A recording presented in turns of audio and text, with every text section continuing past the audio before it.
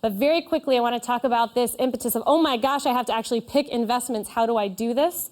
I think it's the most overwhelming part of the process. One of the easiest ways to get started is what's known as a target date fund, also sometimes called a life cycle fund or an all-in-one fund. This is something that is going to moderate over the course of your time as an investor from going to aggressive, to moderate, to conservative as you get closer to retirement. What you do is you say, let's say I'm going to retire in 2065, so target date fund 2065. In the beginning, it's got you more aggressive, and as you age, it rebalances automatically for you. Now, there are downsides of target date funds. The fees are higher. It's actively managed. There's a human going in there and tooling around with it. And also, it's not tailored to you specifically.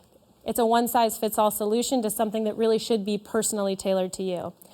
But what I like about them when you start is it takes out that panic of how do I pick my investments, and at least it gets you started, and more importantly, it ensures that your money is actually invested. Because sometimes people think that they're investing into their 401k, and it's actually sitting in cash.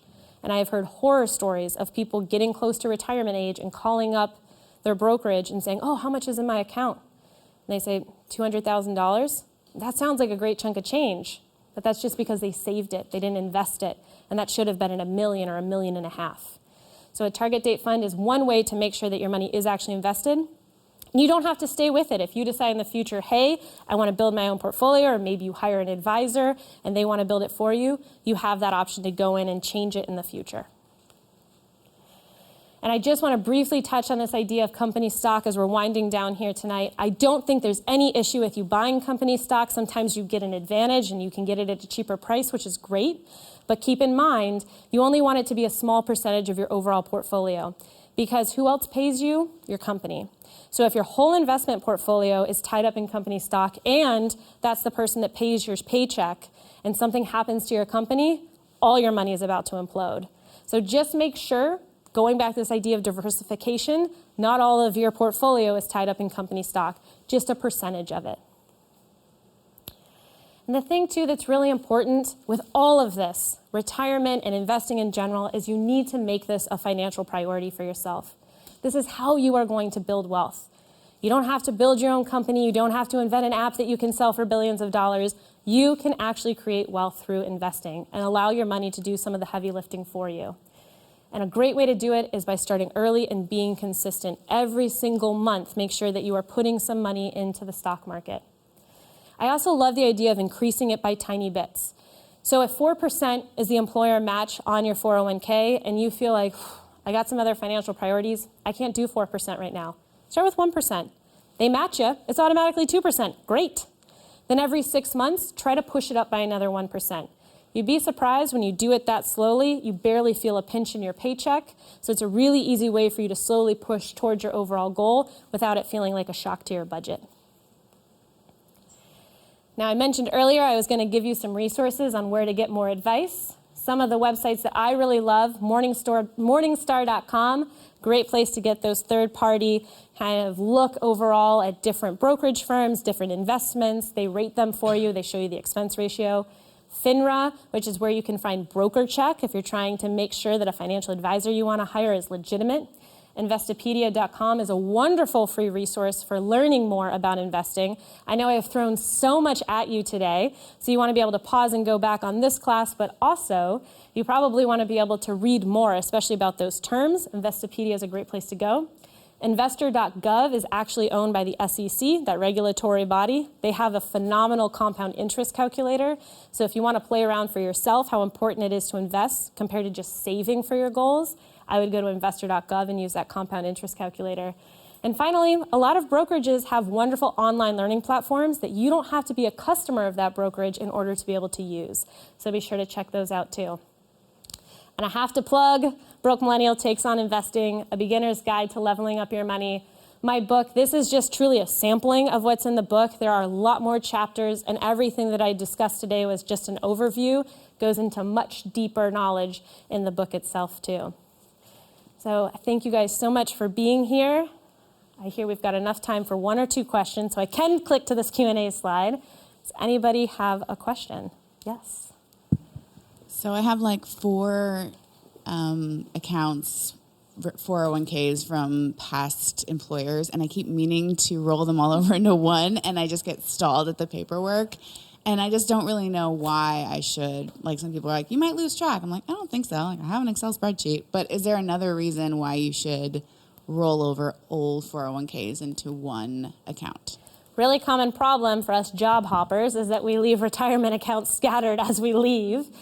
There's a couple reasons. One is, yes, the argument of, well, you could lose track and forget about one. Especially, you might not feel like, oh, that'll happen now, but in 30 years down the line, it might. The other reason, too, is some of those companies have a threshold for whether or not they will hold on to your account for you. Sometimes it's an amount of money that needs to be in the account. They also might switch providers. So they might be with one brokerage now, and in 10 years they switch to another. And that can change where your 401k exists. That could change the amount that needs to be in there. I think of it as, why further complicate your financial life? If you roll it all together in one, you know exactly where everything is. That way, if different things change for your former employer and they change the provider, or they're charging more money in fees that you might not be aware of, or if you move and the information about this doesn't get mailed to you, I just think about it as, why further complicate things? Rolling it over. You also might be able to roll it into your current employer's 401k plan if you're still traditionally employed, or you could roll it into an IRA. Just call a brokerage and ask. They are happy to take your business. It's actually a pretty smooth process to roll over an IRA, but it's really helpful to call someone up and talk on the phone about it. Yes. So I work for a small business, so I don't have the option of a company-based 401k plan. Where would you recommend starting if I'm not self-employed, but I don't have an option? If you aren't self-employed, your option really is a Roth or a traditional IRA. So being able to put up to $6,000 as of 2019 into that fund is a great way to start. I would look at your paycheck and do the math on how much money out of every paycheck it would take to put $6,000 aside, if you can do it. And if you can't, just as much as you can put in there is really helpful. And it makes sure that you are investing for retirement and preparing for the future. All right. One last question. So I'm part of the group that just got demolished by the crash or the Great Recession. So I'm facing so the 5% is the magic number. So that's where my student loans are. But I'm also trying to decide that difference between if I'm already at 35 and I was supposed to start at 25, do I wait another 10 years or 5 years to get started, because that's going to put me back even further? How do you balance those questions? Do you have a retirement plan currently? I do. Okay. So I would focus on that before focusing on taxable accounts. And if you can afford to put a little bit more into your 401k, if that's what you have, that's a good way to be taking advantage of investing for your future while getting a tax advantage, and also in tandem paying down your student loans. If you're trying to make up ground and you're comfortable where you are on your monthly payments on your student loans and you're okay holding on to them for a little bit longer, makes sense to put more money into that 401k. Really, in that magic 5% number, we truly were focusing more on taxable investment accounts as opposed to retirement plans. They really do, time and time again, talk about the importance of trying to max that out if you can. $19,000 a year is so much money, so I think saying that to someone just max out your 401k, that's honestly not great. It's great advice if you can do it, but I don't think it is fair advice because it feels really demoralizing. Try pushing it up by 1%. See how that feels, and then every 6 months, see if you can do another %. The other thing, too, is the age-old wisdom of, is there another way to increase how much you're bringing in?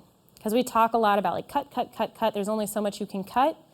Can you negotiate at work for an income increase? Could you pick up some other sort of side hustle that you want to do? Is there another way to generate income that can throw more money at the debt to get rid of it faster? But focus definitely on that 401k. You are investing, you are preparing for the future with that.